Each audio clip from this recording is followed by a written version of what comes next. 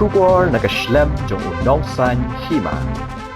San mul ki thei le ka Muay Thai ka jilla hapo kalama jo ka Muay Thai Association of Meghalaya kila khori ki takmar nong ha ka IFMA Youth World Muay Thai Championship kabalong ha Abu Dhabi UAE nadu ka shipho tarek hadu ka arpho tarek unai lor arhajar arpho san